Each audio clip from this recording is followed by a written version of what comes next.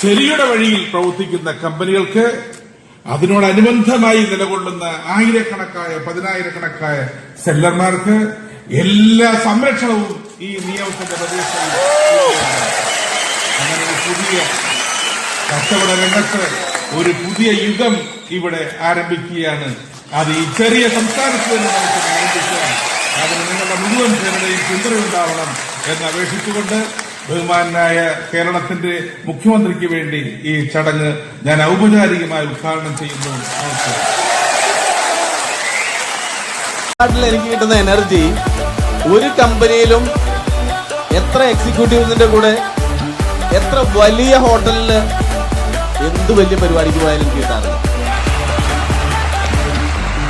Fiji കാർഡിന് profit കൂടിയാൽ അത് ഈ പറഞ്ഞ 3 ലക്ഷം ആളുകളുടെ വീട്ടിലേക്കാ പോണത്. അതാണ് ഈ ആമസോണും ഫിജി കാർഡും തമ്മിലുള്ള വ്യത്യാസം.